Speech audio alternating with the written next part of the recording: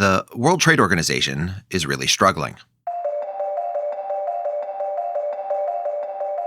The last major effort by its member countries to do big multilateral negotiations, the Doha round, fell flat. Doha had to be abandoned without a deal after more than a decade of talks. Frustrated in the early 2010s, major member countries started looking elsewhere.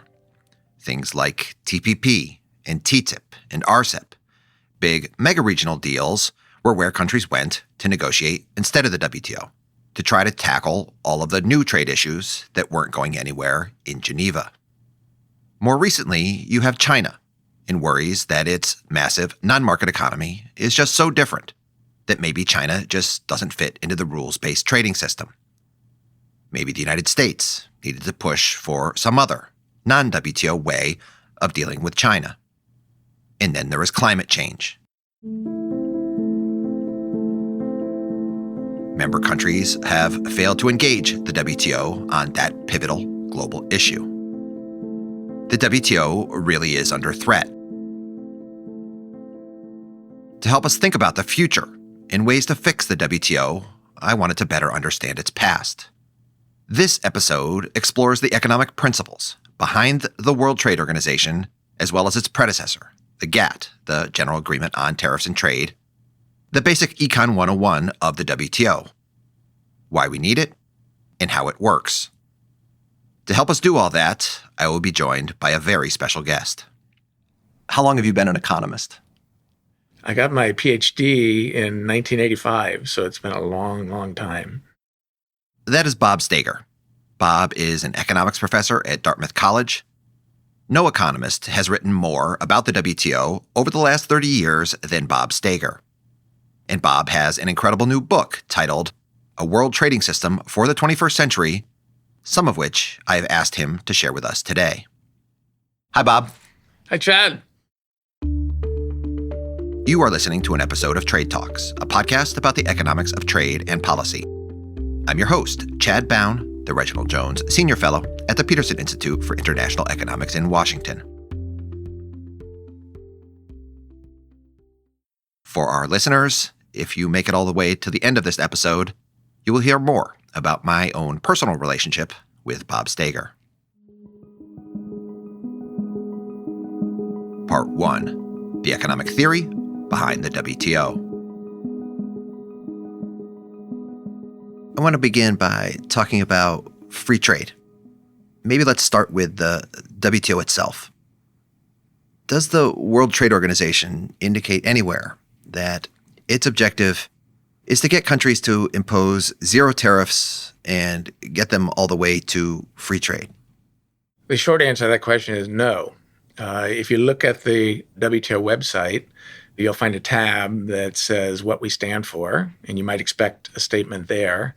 But in fact, that statement never mentions the goal of free trade. It does mention the goal of freer trade, but never says free trade is the goal, even aspirationally. And then a bit more authoritative source would be to go to the actual legal text of the WTO or the GATT and look at the preamble. The preamble is the legal statement by the member governments of what exactly their objectives are. And in the preamble, there is no mention of free trade as a goal. There's a mention of reducing tariffs, substantially reducing tariffs, but no mention of free trade. So the WTO doesn't say free trade anywhere. Maybe it's not at all about economics then. Maybe it's all about lawyers or diplomats or military alliances. That's certainly possible, but I think it would be pretty weird if that were true for at least three reasons. First of all, the WTO is about the international economic relations between countries. And so if it did not have some economic principles, that would be quite strange.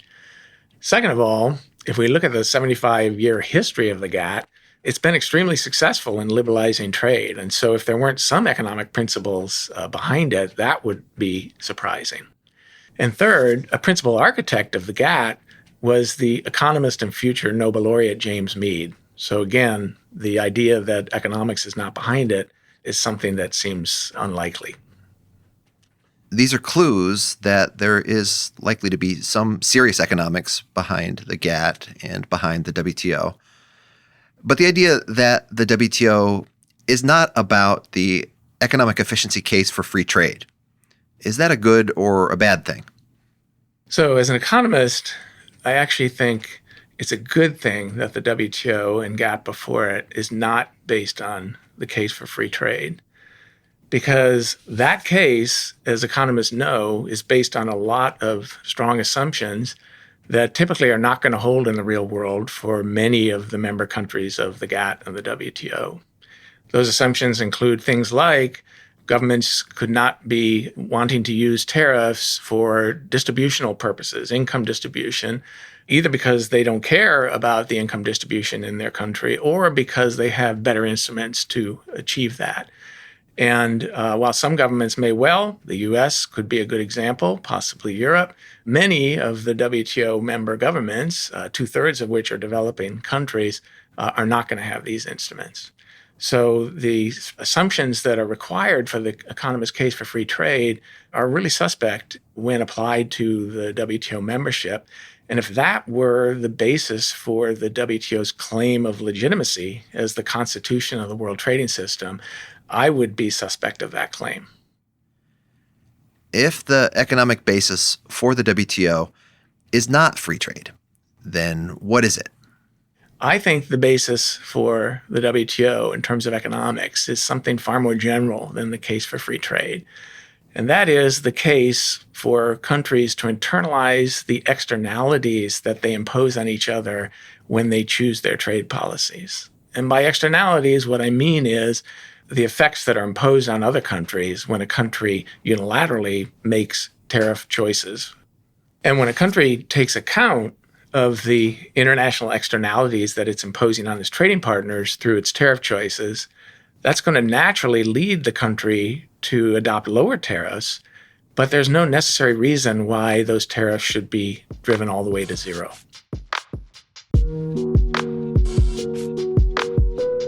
The economic case for the WTO requires imagining a world without it. Without a WTO, governments would implement policies, things like tariffs, that impose costs on their trading partners. Some of these costs are externalities. These are costs the country is not thinking about when it makes its tariff decisions. The economic purpose of the WTO is to get rid of those costs. Okay, let's be specific then and walk through a trade policy example to really understand how this international externality can come up. Let's suppose I'm the European Union, you're the United States, you export automobiles to me, and I, the European Union, am thinking about imposing a tariff. Well, the European Union will be thinking about its own interests and how it's affecting its import competing car producers and its workers and various other things. But what it's not probably thinking about is how it's impacting the US. And on the US side, the car producers who were exporting cars to Europe are going to be hurt by those tariffs. And the workers who are working in the industries that are producing cars and car parts for export to Europe are going to be hurt by those tariffs. And that's an international externality that the European Union is not naturally going to take account of in its decision. That international externality arises because, in the absence of a WTO, Europe imposes a tariff that is too high. If there were no forum for the US government to come to Brussels and tell the European Union, hey, you're hurting our car producers and our car workers, then the EU would naturally choose a tariff that doesn't take that foreign harm into account. The EU would impose a tariff that is just too high. The forum that the GATT-WTO provides is exactly a forum where the U.S. can give voice to those complaints to the European Union when it's making its tariff decisions. Of course, if the U.S. just says, you're hurting us, that's not going to affect the European Union's decision. So the U.S. has to have some way to make an offer to the European Union of something of value that the European Union will accept in exchange for lowering its tariffs from what it otherwise would choose. The U.S. would need to make Europe an offer. Starting in 1947, that is how the GATT worked. Countries like the U.S. and those in Europe would get together periodically in something called negotiating rounds to coordinate mutual tariff reductions. Well, it could well be that the U.S. is also making tariff decisions of its own that are harming European Union interests. And it's exactly that reciprocal exchange of tariff cuts that the two countries could negotiate in a GATT-WTO forum that is the basis of the way that the GATT and the WTO internalize these international policy externalities.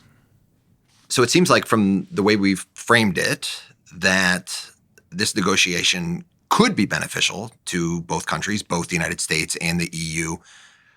But how do we know? What would it take for us to actually be sure that there are gains to be made here and that we really do need a WTO to solve a problem? That's an important question. And the reason that it's an important question is that there has to be some inefficiency that can be corrected by these negotiations if both countries are going to walk away happy, because otherwise you can't make the pie bigger and both countries can't get a bigger slice of the pie. Unfortunately, the kind of international externalities that I'm describing are what economists call pecuniary externalities. They travel through markets and they travel through prices. So they're different than the externalities that we might be considering in a global carbon agreement, where the externality travels through the atmosphere. It doesn't travel through prices. In trade, these externalities that we're talking about here, when the European Union is imposing a tariff that is blocking imports from the US and therefore hurting US car producers and US workers, that's traveling through trade and therefore traveling through markets. But economists know that pecuniary externalities don't normally cause inefficiencies. So the key remaining question is, where is the inefficiency that could create the basis for mutually beneficial agreement in the GATT-WTO? And the answer is there is one special case where the pecuniary externalities associated with a country's tariff choices do create inefficiencies. And that's when the country choosing the tariff is large enough in world markets to be able to affect foreign exporter prices. Or in other words, the country has market power in world markets. This is incredibly important. The key purpose of the GATT and WTO is to create a forum for big countries that have buying power in world markets to get together. In the absence of that forum, each country would implement its own import tariff that was too high. Each would impose a beggar-thy-neighbor policy that creates costs and international externality on its trading partner. So back to our original example, I, as the EU, would have to be a big consumer of automobiles so that when I raised my tariffs, the impact on you, the American exporter, was you had to accept a lower price for the cars that you're selling into my market. I'm a really big consumer of these cars. Exactly. And what you've just described is a monopsony power of an import demander who's forcing down the price of the firms that are selling to it. And what that does in the international context is allow the EU, in our example here, to shift some of the costs of its protection onto foreign countries, in this case onto US producers, because it's getting a lower export price in exchange for the tariffs that it's imposed. And that international cost shifting is very naturally going to lead the EU to choose higher tariffs than it otherwise would. So at the end of the day, I would argue that according to the GATT-WTO, it's not about free trade, but it's about how much market access a country is comfortable providing to its trading partners once it is stripped of its international cost-shifting incentives. Part 2. Reciprocity, or how the WTO makes this work. The WTO is not about free trade. The WTO is about how much market access a country is comfortable providing to its trading partners once the country is stripped of its international cost-shifting incentives. Your research has done more than just motivate the existence of the WTO. It's actually to look at some of the specific principles that are embedded in the legal texts and how countries seem to operate. One of those is reciprocity. Reciprocity is GATT's way of neutralizing the international cost-shifting incentives of its member governments. And reciprocity is defined in an interesting way in the GATT and the WTO. You might think that reciprocity, as it kind of colloquially is meant, would say, well, we should have equal tariffs across countries. That essentially was the definition of reciprocity that the Trump administration was hoping to achieve. But GATT and the WTO define reciprocity in a very different way. Jagdish Bhagwati, among others, once defined it as first difference reciprocity. It's about reciprocity and changes in tariffs, not levels of tariffs. And in particular, reciprocity is thought to be satisfied within the GATT-WTO when a country's tariff changes, when combined with the tariff changes of its trading partners, lead to a change in the volume of its imports, which is essentially matched by the change in the volume of its exports. The economics of reciprocity, then, in the context of the WTO, is that a tariff change by me and a tariff change by you lead to equal changes in our imports and exports with respect to each other. Now, there's multiple places in the WTO or the GATT before it where this might come up. The first would be when countries are thinking about lowering their tariffs, reducing their tariffs. Countries want reciprocal outcomes at the end of one of those negotiating rounds. When countries are thinking about lowering their tariffs, they typically seek reciprocity in the outcome of the negotiation. So, for example, if the EU is going to lower its tariff on imported cars, it would like to find tariff changes from other countries that would ensure that the increase in its import volume is matched by the increase in its export volume to those other countries. That kind of balancing is going to change the calculation of the tariff choices of the EU in terms of the unilateral choice. Because now, if the EU agrees to lower its tariff on car imports from the US, well, it's giving up some of the cost shifting, and those exporter prices from the US are going to tend to rise. And when the US is lowering its tariffs reciprocally on imports from the EU, those exporter prices from the EU to the US are going to rise. And those two things, from the EU perspective, can just offset each other, so the EU no longer has any net incentive to be raising tariffs in order to shift costs onto other countries. And notice that the amount by which the EU is incentivized to lower its tariffs on cars is all about one thing, and that is the market power that it was exerting and the cost shifting that it was initially engaging in its initial tariff levels. And that's exactly what should be given up in a negotiation, is that part of the tariff. What's left is then the underlying domestic incentives that the EU has to impose tariffs on cars, and on the flip side, the underlying domestic incentives that the US might have to impose tariffs on EU exports. And that's why, even at the end of those negotiations, you may not end up with free trade on either side of the market. What you do end up with is the underlying domestic reasons for tariffs that countries are imposing.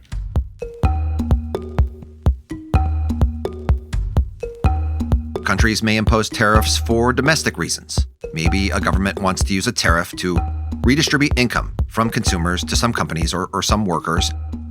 Maybe this was the result of the government being lobbied. Or maybe, as Bob mentioned is the case for a lot of developing countries, an import tariff may be the most efficient policy instrument the government has to raise tax revenue.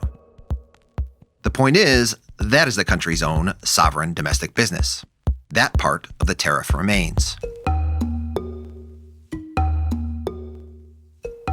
But what reciprocity does get rid of is the other part of the tariff, the international externality part coming from importing countries' market power.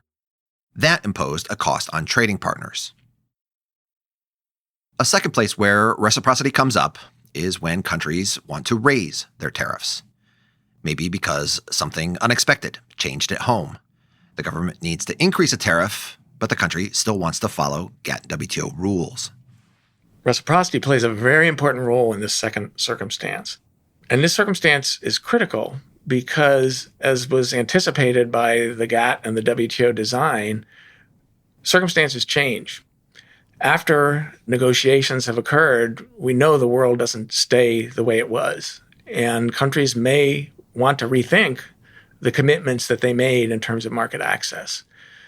And so importantly, a question arises as to what are the procedures by which countries can move away from the commitments they made at an earlier stage.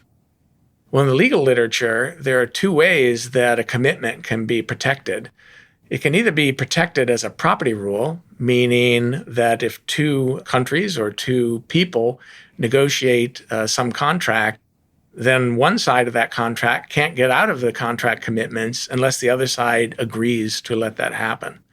And that's a property rule which can make renegotiation very difficult. A second way that the contract can be protected is through a liability rule. And under a liability rule, if one side of the contract wants to get out of that contract, it can do so as long as it is willing to pay a particular price that is specified. Well, in the GATT-WTO, that price is reciprocal withdrawal of market access commitments on the other side. And so as long as a country is willing to let its trading partners raise their tariffs reciprocally, if it wants to raise its tariffs, it can go ahead and do that. The WTO has multiple places where countries are allowed to raise their tariffs subject to certain rules. An important one is GATT Article 28, modification of schedules. That's the part of the WTO that a country can use when its government needs to back away from an earlier market access commitment. Here, there is a liability rule, and it is reciprocity.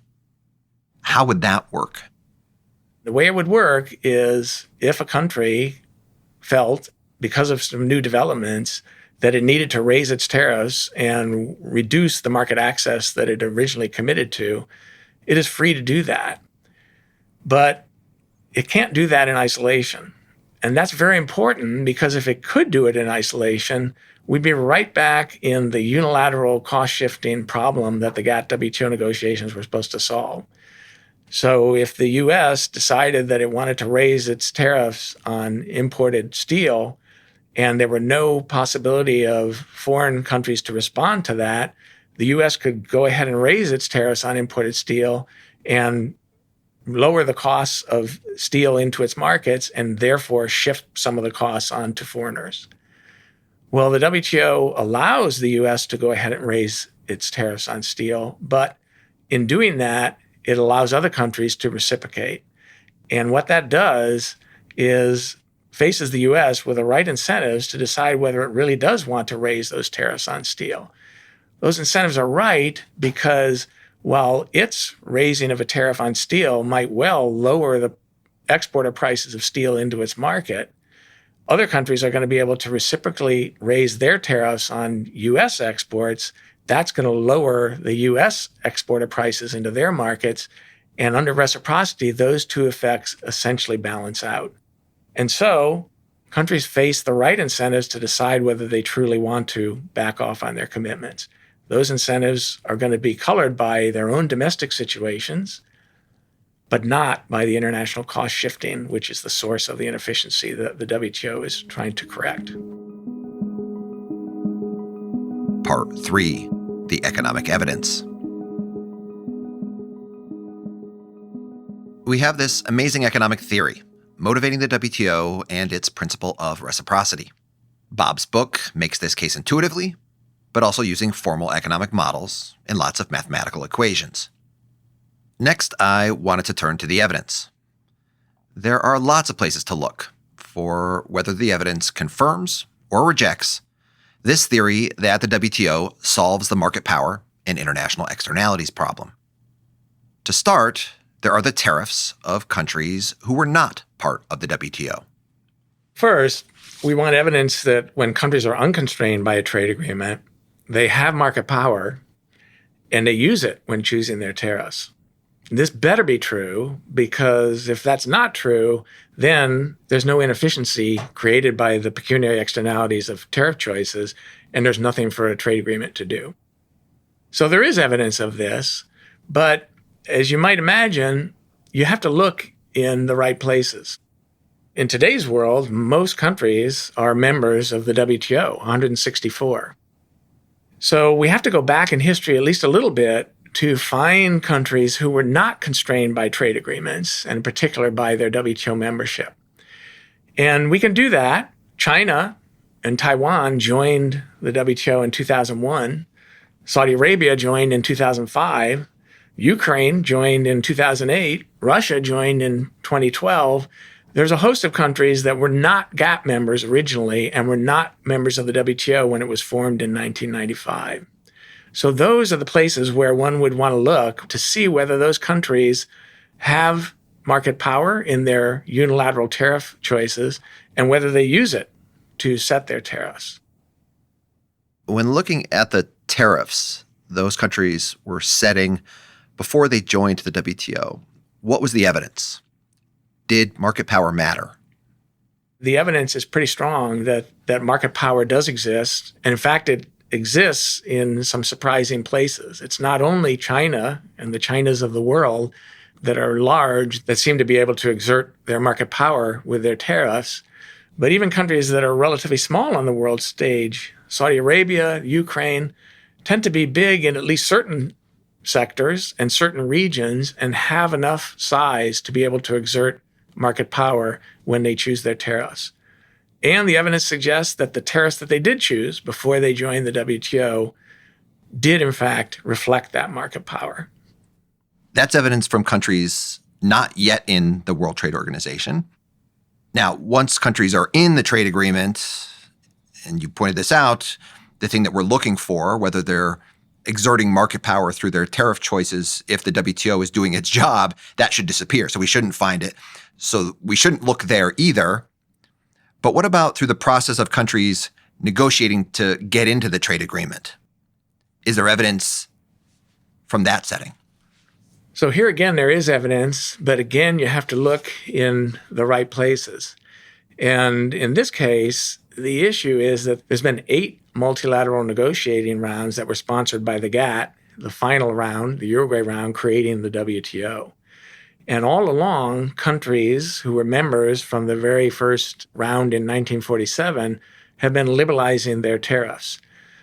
So it's a subtle question as to how much of the liberalization that occurred was taking account of the market power effect of those countries and how much was taken account of other things. And that's what we want to know, is whether that liberalization can be explained by the market power of those countries. So one way to get around that is to focus on these very same countries that I mentioned a minute ago, the Chinas, the Taiwans, the Saudi Arabias, Ukraines, Russias, et cetera, that joined the WTO after its creation in 1995. By the time the WTO was created, the member countries who had been members had done a lot of liberalizing, and most of the liberalizing that they were going to do on goods. And we're asking the new members in a one-off negotiation to get rid of all of the bad parts of the tariffs that are supposed to be gotten rid of in the WTO. What did you find?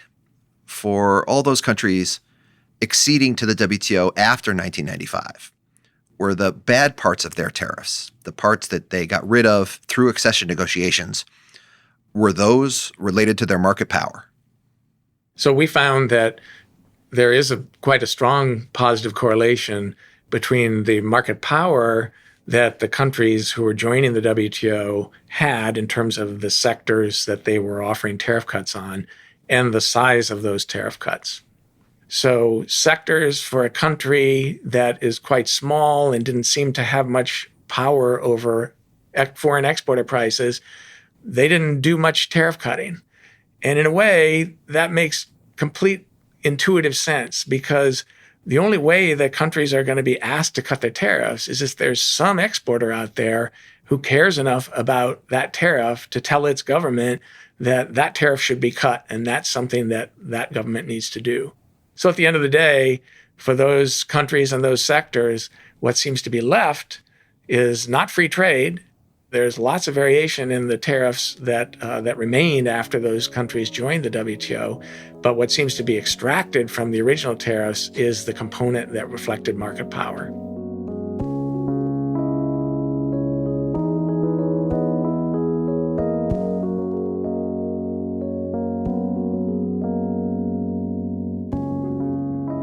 There is evidence for countries outside of the WTO that the size of their tariffs at the time reflected their market power.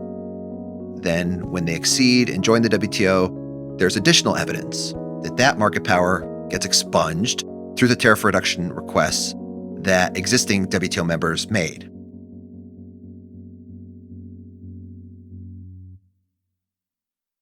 Next, let's turn to the evidence on reciprocity under the GATT. There are at least two places during the GATT period where we can look for evidence on reciprocity, as the outcomes of the negotiating rounds, as well as the actual bargaining behavior of countries during those rounds. Let's start with the outcomes of the negotiating rounds. Does the evidence suggest that bargaining outcomes were reciprocal? There is evidence that bargaining outcomes do conform to a definition of reciprocity that's broadly consistent with what we've discussed here. And that evidence is there for the US and for the EU in the Uruguay round, and it's for other countries that have been looked at as well. And what this evidence amounts to is looking to see whether the negotiated tariff cuts that countries agreed to have led individual countries to anticipate increases in their import volumes that are approximately equal to the increases in their export volumes.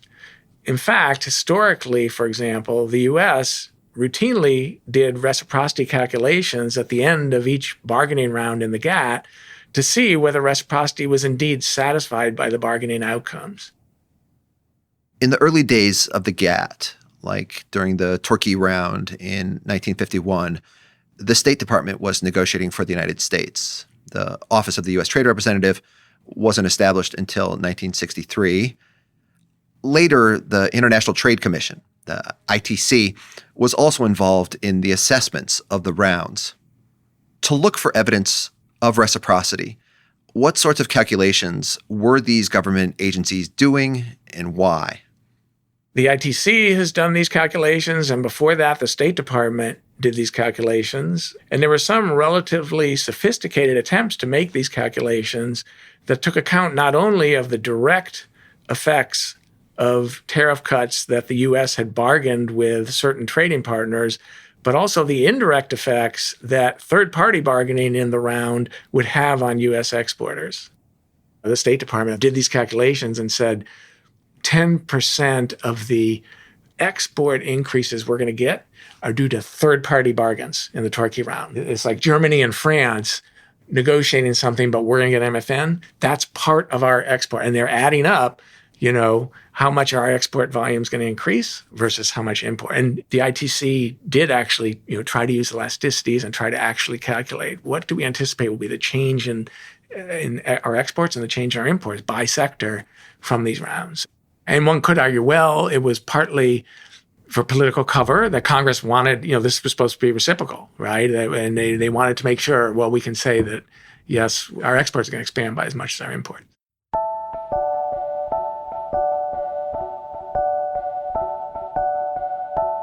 Reciprocity was an important outcome of the negotiating rounds. A second place that reciprocity could also be important was as a norm that shaped the bargaining behavior of countries during these GATT rounds. Just thinking about it, in principle at least, countries could pursue all kinds of negotiating strategies. Maybe they make a lowball offer and see what they can get for free, or maybe they try to act tough.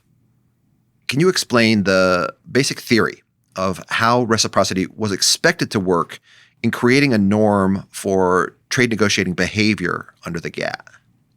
If countries are holding themselves rigidly to a reciprocity norm, that they're demanding reciprocity as an outcome of their bargain, and if they're also bargaining under an MFN restraint that says the tariffs we bargain over are non-discriminatory, they're MFN tariffs, then it turns out that can go a long way to killing the strategic incentives that countries might otherwise have to make lowball initial offers, to try to act tough in a bargain in order to get a better deal. And the reason is very intuitive. Well, if reciprocity is the norm that says I expect that whatever we agree to, if I'm going to cut my tariffs, you're going to have to cut your tariffs in a reciprocal way, then there's very little else to bargain over. It's not like I can say, well, I'm going to hope that if I offer you a lowball tariff cut of my own, I can force you to give me a big tariff cut, because that would violate reciprocity. So if we've come into the negotiations already agreeing that reciprocity is the norm, then that kind of strategic behavior should fall by the wayside, and we should just cut right to the chase. So that's the theory. But what happened? How are researchers able to even examine bargaining behavior during those GATT rounds of negotiations? In most situations, you do not get data on actual bargaining between parties. In the GATT rounds, and as I mentioned, there were 8 of them, the actual bargaining that occurred, especially for the older rounds, was all done not on computers and not with tablets, but on legal pads and paper. And so all of the offers and counteroffers were painstakingly written down, sector by sector, product by product, country by country, and exchanged in physical form between the countries in their bargaining. So the WTO website actually has many of the rounds of bargaining data up on its website. These are in PDF form. They're in the raw form that the countries actually bargained in, different languages, different industrial classifications, not easy to use, but they can be used. And there has been research that looks at one of the rounds, which is the Torquay round from 1950 to 51, and the bargaining data in that round. You have this incredible data from 1951 of the offers and counteroffers being made in the Torquay round. So what do you find? Does the bargaining behavior look like what we might expect if it were satisfying the GATT norms of reciprocity and MFN? The short answer is, in many striking ways, it does. In particular, there's a very striking lack of seeming strategic behavior, in the sense that the first offers that are made by countries are essentially their last offers. Countries do not seem to make lowball offers at start, and then through the back and forth of the bargain over the months of the round, finally get to some middle ground between what one country started with and another country started with. Instead, each country, for the most part, seems to make its initial offers as those offers that it truly wants, without any kind of strategic interaction. Then the back and forth is really more about making sure that reciprocity ultimately holds, because you, Chad, might come to the table hoping for a really big deal, a reciprocal deal, but a really big tariff cut. And I might come to the table on this bargaining with you hoping for a much smaller deal. And so we do have to figure out who's going to prevail on that basis. But in terms of the balance of the deal, we're not bargaining over reciprocity. That's just a norm. For countries negotiating under the GATT, reciprocity was the norm. Another way to see this was through the bargaining behavior of new countries. The Torquay round was the 3rd time that countries were getting together to negotiate under the GATT. How did countries who were new at the negotiating table, joining for the first time during the Torquay round, how did they bargain differently when it came to this reciprocity norm? Interestingly, it was noted at the time of the Torquay round that there were some new members who were joining that didn't necessarily understand the way that the bargaining worked under reciprocity and MFN in the GATT. And those countries included Austria, West Germany, Korea, Peru, the Philippines, and Turkey, who were joining the GATT during the Torquay round. Those countries came into the bargains thinking that these were like normal bargains where they could make lowball offers and hope to be tough and get a good deal. And they failed to do that. They either had to walk away with a small trade deal because others took their offers at face value, or they had to give up on their strategizing and just reveal what they actually wanted, just like the other countries.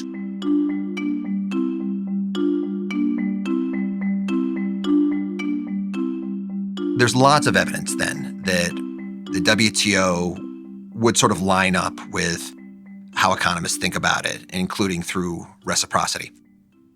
But is the evidence universal? So I would say that the evidence is strong, but not universal. And a good example of counter evidence, or at least seeming counter evidence, is in the recent Trump trade wars. And in particular, there's been a lot of studying of the foreign exporter price effects of tariffs that were imposed both by the US and by China and other countries as well. And what this evidence seems to suggest is that, at least so far, it's very difficult to find depression of foreign exporter prices that result from tariff increases. So that would run counter to the evidence that I've been talking about in the context of trade agreements. And it would be a serious challenge for the view that the WTO and GATT before it exists in order to eliminate the incentive countries have to use their market power to depress foreign exporter prices. Under this view that WTO negotiations lead countries to constrain their tariffs in ways that limit their market power, we might have expected foreign exporters to lower their prices when hit with the new trade war tariffs. And we're not yet seeing a lot of evidence of this. What are some other potential explanations for these puzzling results?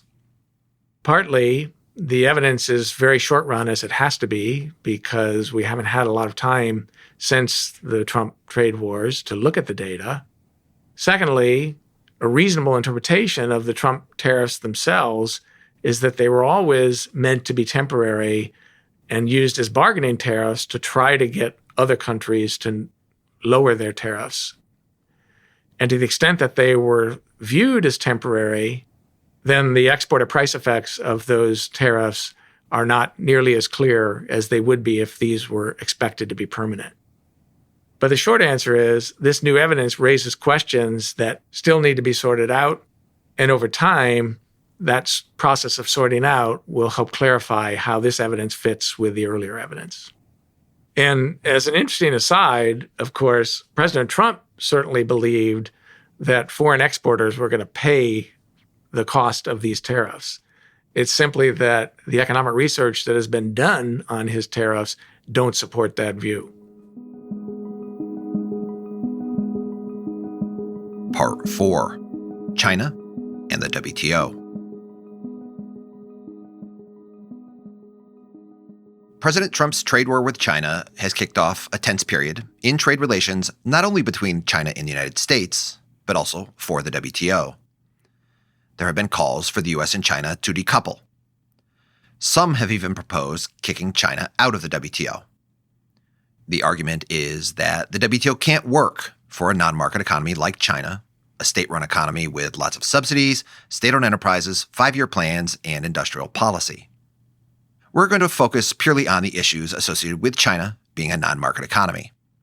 For now, we're going to put to the side what might be legitimate concerns over democracy or human rights, or China's use of trade policy as an instrument of economic coercion. The big question for the trading system is, can the WTO potentially accommodate non-market economies like China? Bob's answer may surprise you. Once we take the view that it's not about free trade, but about how much market access a country is comfortable providing to its trading partners once it's stripped of its international cost-shifting incentives, accommodating a non-market economy, such as China, becomes quite consistent with the WTO principles. Accommodating China could be consistent with WTO principles, but it won't be easy. It will require some work. Making progress, though, requires understanding exactly what it is about the current market access approach of the WTO doesn't work when it comes to China. Of course, there are immense challenges. The GATT and the WTO were created with market economies in mind, and the rules of the GATT-WTO are built on the principle that when a country cuts a tariff, that tariff cut has price effects which are going to lead consumers and firms to do certain things that a market economy would predict they would do. And in a non-market economy, that link is severed. And when that link is severed, that creates a problem for the GATT or the WTO. But that problem is not as fundamental as many people think, I believe. Because ultimately, China has the same possibility of exerting its monopsony power on foreign exporters to lower their costs, and therefore has the same temptation to engage in international cost shifting of its policies as does any other country. It's just that within China's borders, the amount of production and consumption, and therefore the volume of its imports and the volume of its exports, those things are not determined by price signals in the way that they would be in a market economy. Why is this potentially not a problem for the WTO? The problem is not the market access focus of the WTO in terms of its commitments. The problem is how to get China to honor its market access commitments when it's not a market economy. And the structure of the GATT-WTO is to allow countries to make market access commitments through tariff cuts and through other rules, the articles of the GATT and the WTO, that shore up those tariff commitments in terms of their market access implications.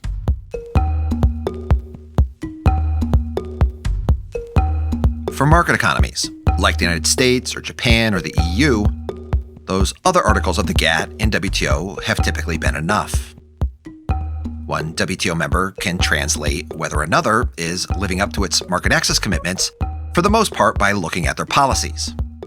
Whether their tariffs and their subsidies are following the rules are usually enough to tell us whether they are following through with their market access commitments. But for China, that has not been enough. Because China is a non-market economy, commitments over its tariffs and other WTO rules did not lead to reciprocal market access.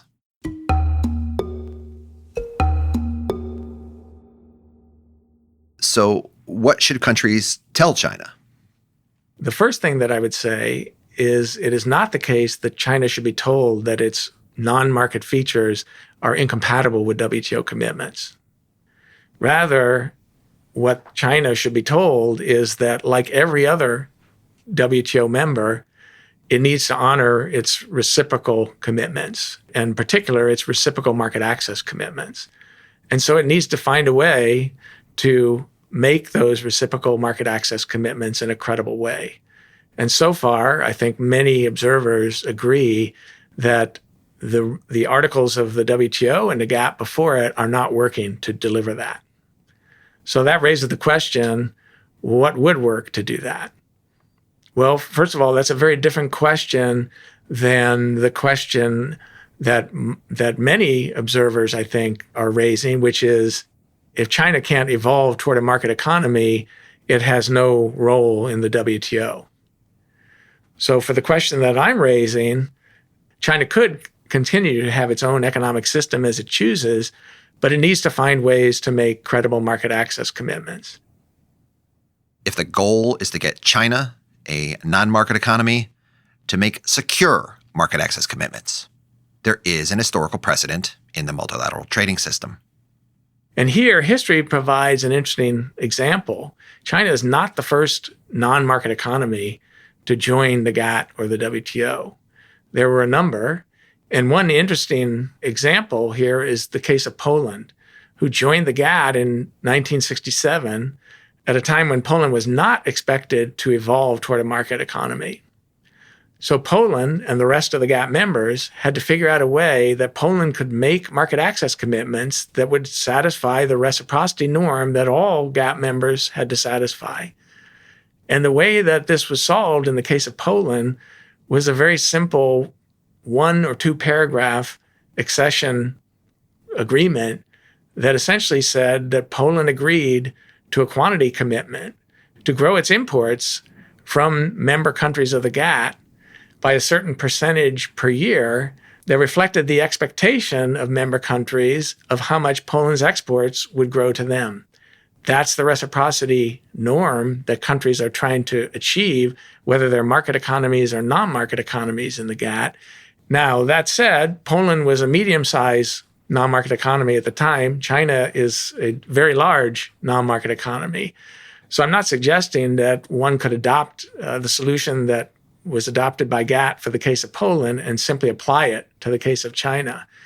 But what does seem indicated by that example is that non-market economies can indeed be good citizens in the GATT and the WTO. And the key is that they find ways to maintain reciprocity and reciprocity of market access commitments. And there is nothing about whether the economy is a market economy or non-market economy that necessarily precludes that. Building on the example of Poland's agreement to join the GATT in 1967, part of the answer may be for China to grow its imports from WTO members by the same amount that it is growing its exports. Though this sounds similar to President Trump's Phase 1 agreement with China in 2020, it would be different in some very important ways. It's interesting to think about what the Trump administration was trying to do here. They did try to force China to abide by quantity commitments to increase imports from the U.S., but here I would say there were several very important differences. One was these were commitments that were of a bilateral nature and not a multilateral nature. There were commitments that China was being asked to agree to on U.S. exports to China. And that is very different than a multilateral commitment that China might make in the context of WTO negotiations, where it makes commitments to market access and increased imports from WTO member countries as a whole. It's also true that the Trump attempt was not a rules-based attempt in any sense of the word, in that it occurred in the context of the Trump trade war. And that is a very different environment than what would be a typical negotiation in a WTO context. So this would not be a commitment by China to buy an additional $200 billion of exports from the United States alone. The reciprocal market access idea here is to make sure China's import increases from the world are balanced with its increases in exports. And let me be clear, I'm not advocating that a quantity agreement is the right way to go for China. I think the more important point is that once one accepts the view that a necessary condition for China to be a good WTO member does not necessarily mean it has to relinquish its non-market system, then many things may be possible. And China itself may know the best way to make these market access commitments. If it's pitched in a way that says China is just being asked to do what every other member country does, which is to abide by reciprocity in its market access commitments. For a WTO desperately in need of new negotiating approaches, this is a super interesting idea. I will write it up, hand it to USTR, to DG Trade in Brussels, to MOFCOM and the Chinese negotiators in Beijing, to the folks in the WTO Secretary in Geneva, and see if this might at least get them back to the negotiating table. Part 5. WTO Rules and Policies to Tackle Climate Change. Climate change is another problem that Bob grapples with in his new book. Climate change is one of the biggest global policy issues of our time. Some have argued that WTO rules are outdated, that WTO rules are simply too tight and discourage countries from adopting domestic clean energy policies like carbon taxes. To Bob, some potentially very important climate change mitigation policies, like carbon taxes, could achieve their goals without causing problems for the WTO. I think the observation that the WTO commitments are about market access rather than a commitment to free trade is really important here.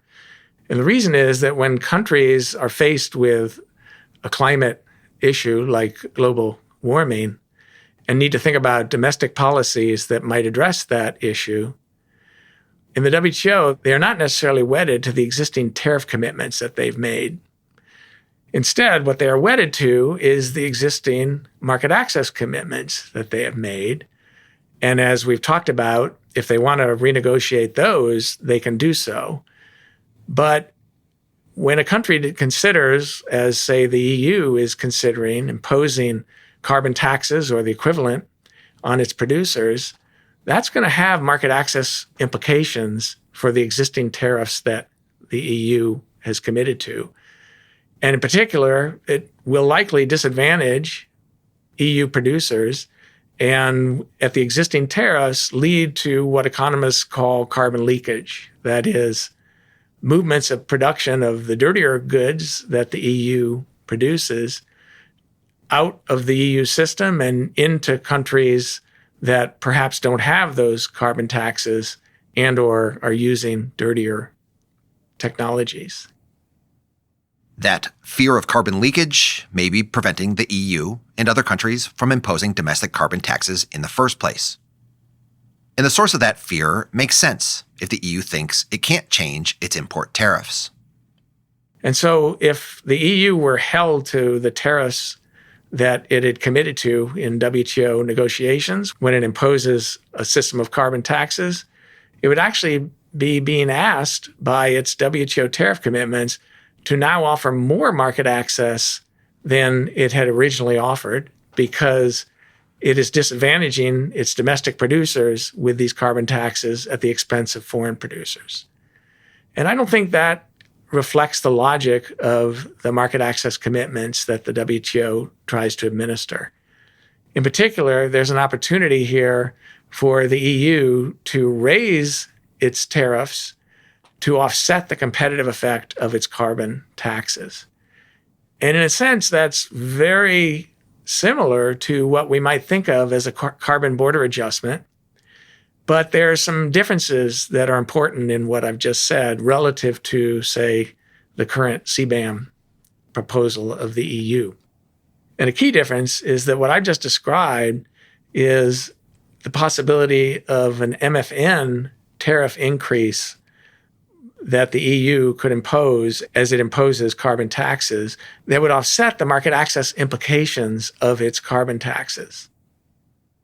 Take a heavy carbon emitting industry like steel.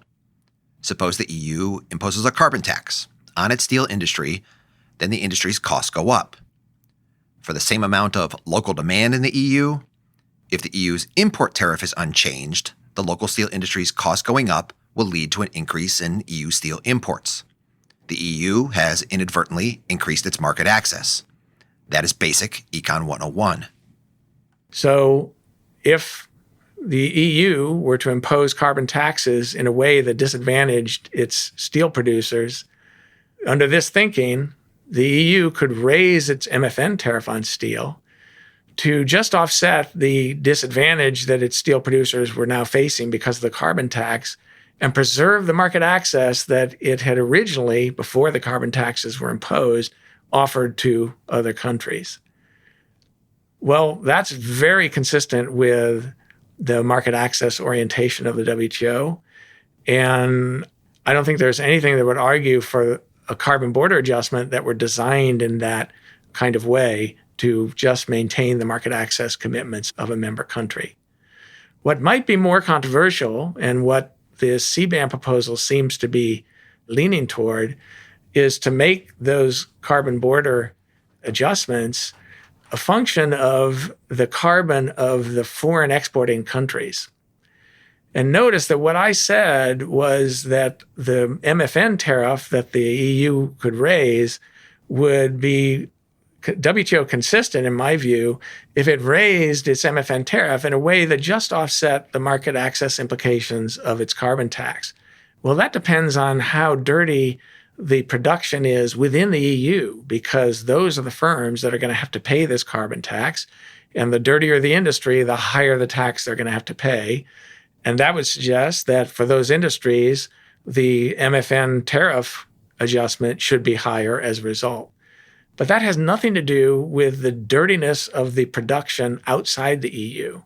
If the MFN tariff is raised to offset the market access implications of the carbon tax within the EU, foreign exporters, whether they be from China or from India or from the US, and whether their exports are dirty or modestly dirty or clean, should have no bearing on the tariff they face selling into the EU.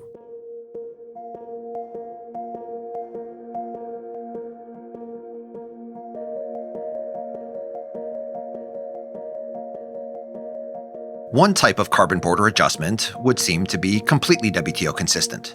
this MFN kind, at least from the perspective of countries making market access commitments through the WTO. What is likely to be more controversial from the perspective of the WTO's current rules are other CBAM approaches that would differentiate between foreign sources based on their carbon emissions.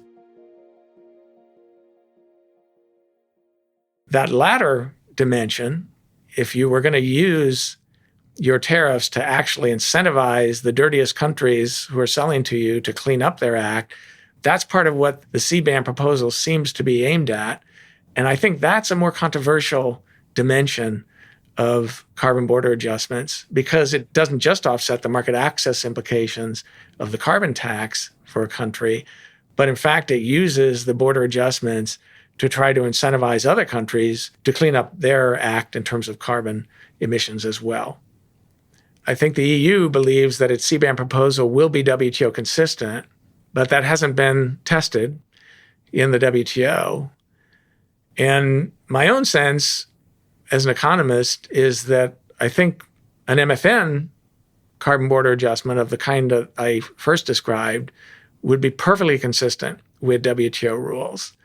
But a carbon border adjustment that was based on the carbon content of the foreign exporting country is likely to face greater challenges in the WTO.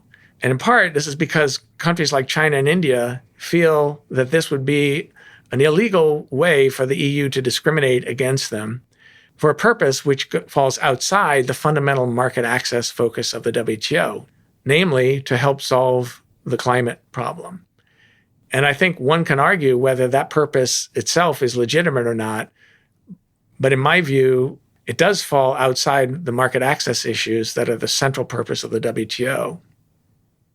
To be clear here, Bob is not advocating for one type of CBAM over another to address the climate problem.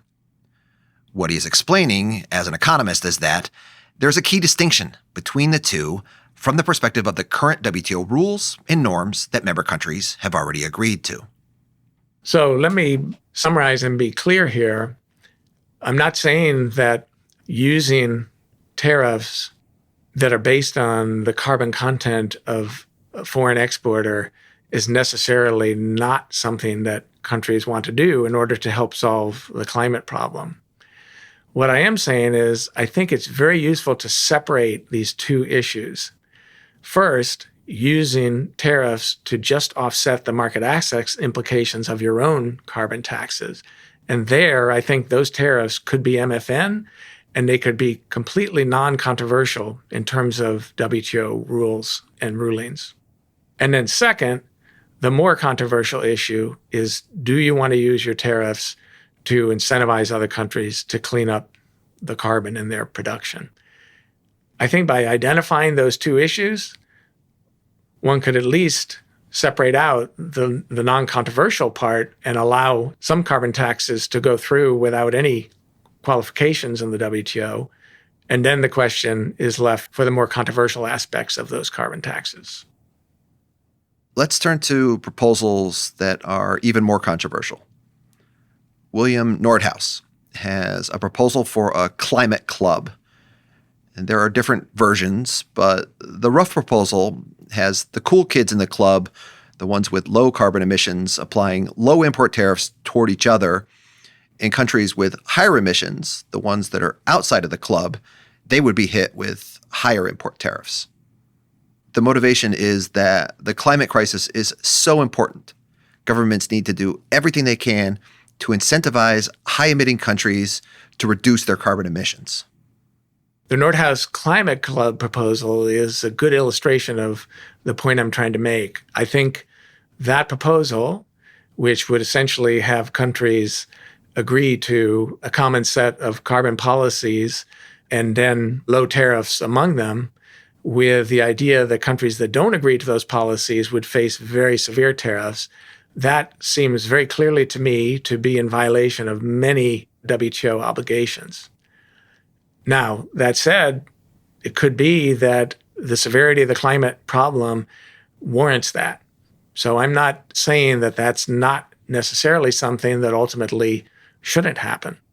What I am saying is that there are a number of important things that could be done on climate policy that are not inherently inconsistent with the WTO. And the attempt to use carbon border adjustments to offset the market access implications of a country's own carbon policies is something that I think is fully consistent with WTO policies, if done in the right way.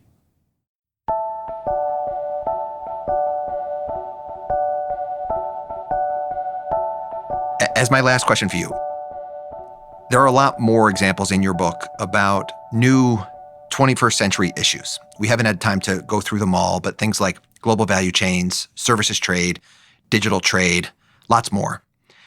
If you had to summarize where you would come down on the role of the World Trade Organization in tackling the litany of new issues that are out there today, what would you say? I would say that there's a strong basis in economics for the legitimacy of the GATT-WTO to serve as the constitution of the world trading system. And there's a lot at stake in that statement, because while the features of the GATT-WTO reflect the shallow approach to integration that the GATT-WTO has adopted, focusing on market access commitments and on negotiations over tariffs and other border measures as the primary means to make those commitments, there are alternative approaches out there that focus on far deeper reforms of international integration, such as some of the mega-regional agreements that have been in the news more recently and require countries to negotiate over many behind-the-border policies that have been traditionally considered the purview of national governments. Therefore, there's a real choice in the world in terms of what constitutes the best design for trade agreements. And while the GATT-WTO is far from perfect, I'm arguing that from economic principles, it has a strong claim on legitimacy that should not be dismissed lightly.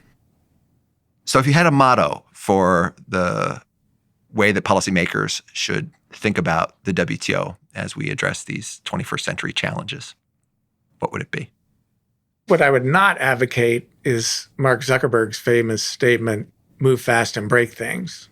But instead, the motto I would probably embrace would be the now ubiquitous motto from Britain in World War II, which is keep calm and carry on.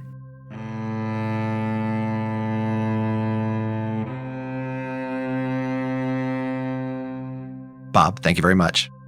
Thanks for having me.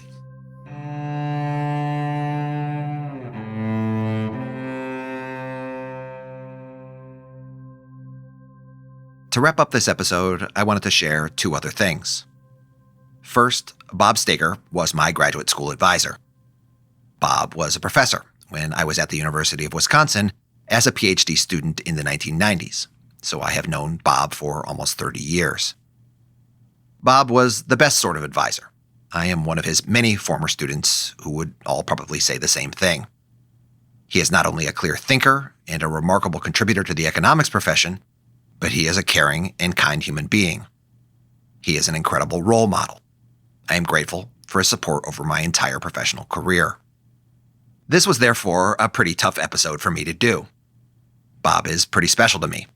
I wanted to make sure I got everything just right. But second, I wanted to tell one other little story. This is a special treat for our listeners. Did you know you are the only economist to have made me cry? Wow, I didn't know that. Did I give you really, really strong comments on one of your early chapters? So I'm glad that you don't remember this story. This was my fourth year of graduate school. My wife, an amazing woman, we have been married now a very, very, very long time. She was getting sick of the Wisconsin winters. And she had just gotten a job in Northern California, and I desperately wanted to go on the job market that year. And I came into your office, and I'd sent you papers ahead of time, and you'd read them. And I said, Bob, am I ready to go on the market? And you looked at me kindly, and you said, Chad, not yet. And I, at least internally, broke down in your office, devastated. But you were right. I wasn't ready. I stayed another year and made my papers hopefully even better. But it was a memorable experience. Wow. I had no recollection that I was so cruel in my younger years. I'm now apologizing to you. Oh, no. It was you did absolutely the right thing. If I had gone out in the market at that point in time, there may have never been trade talks. A silver lining. And that is all for Trade Talks. A huge thanks to Bob Steger at Dartmouth College. Do check out his brand new book titled A World Trading System for the 21st Century. Thanks to Melina Kalb, our supervising producer. Thanks to Sarah Tu on digital. As always, thanks to Colin Warren, our audio guy. Do follow us on Twitter or Mastodon. We're on @trade__talks. That's not one but two underscores, @trade__talks.